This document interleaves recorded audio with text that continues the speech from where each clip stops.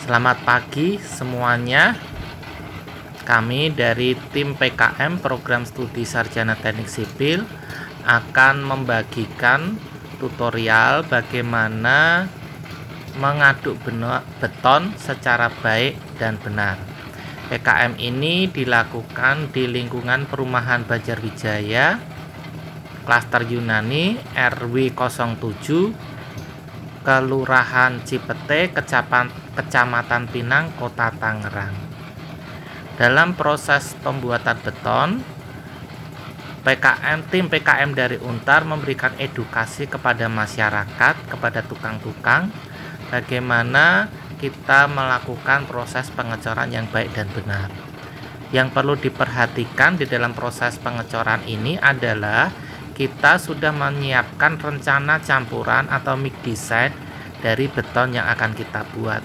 Target mutu yang akan kita capai itu harus direncanakan dengan baik. Dengan target mutu yang kita rencanakan, maka kita akan mengetahui proporsi material yang akan kita gunakan. Nah, pada pagi ini kami merencanakan membuat beton dengan mutu K350 dengan dibantu menggunakan super plasticizer supaya adukan menjadi sangat plastis sehingga mudah diaplikasikan dan ringan.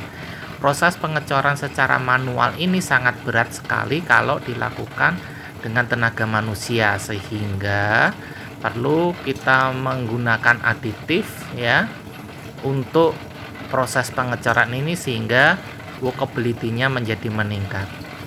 Pertama kali yang harus dilakukan adalah kita memasukkan air ke dalam molen atau mixer pengaduk. Kenapa air perlu dimasukkan yang pertama? Supaya materialnya tidak berdebu. Setelah air dimasukkan ke dalam mixer, langkah selanjutnya yaitu kita memasukkan semen ke dalam mixer. Perhatikan, debu hanya muncul saat semen dimasukkan. Setelah itu kita tidak akan menjumpai debu lagi berterbangan selama mesin diputar. Setelah diputar cukup beberapa saat, kemudian barulah kita memasukkan agregat halus terlebih dahulu atau pasir dengan takaran yang sudah kita sesuaikan dengan barang yang akan kita gunakan. Jadi dari desain campuran yang sudah kita buat, kita sudah menyiapkan bahwa akan menggunakan 1 sak semen, kemudian 20 liter air, kemudian 9 pengki pasir dan 7 pengki kerikil. Setelah kita memasukkan semen seperti yang gambar yang pertama tadi, kemudian dilanjutkan dengan memasukkan pasir sebanyak 9 pengki. Ya, kita merubah dari berat ke volume sehingga volume pengki kita ukur terlebih dahulu. Kita bisa mengkonversi berat dari desain campuran ke volume pengki. Setelah pengki semua pasir dimasukkan, kita masukkan sebagian kerikil.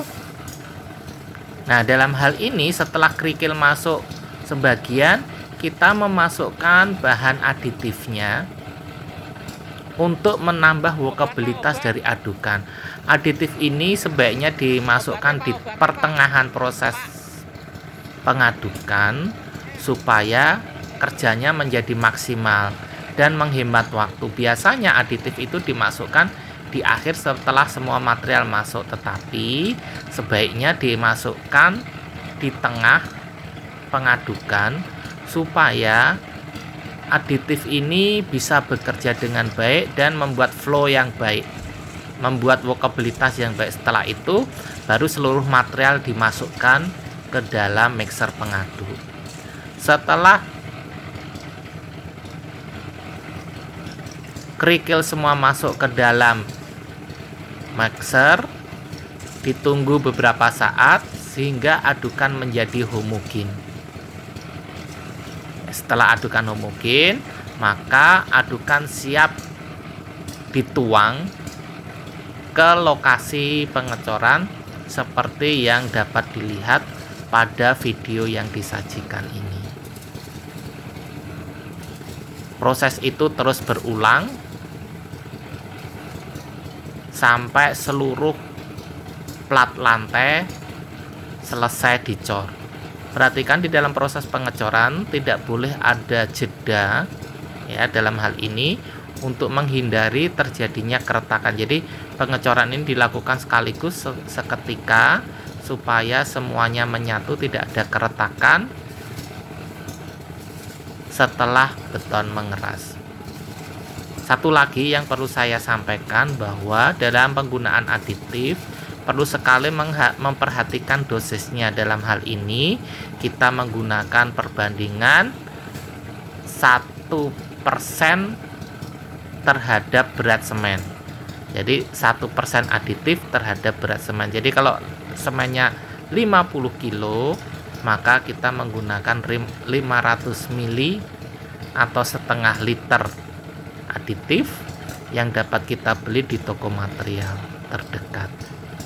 Demikian proses pengecoran, prosedur pengecoran dari tim PKM Teknik Sipil Universitas Tarumanegara.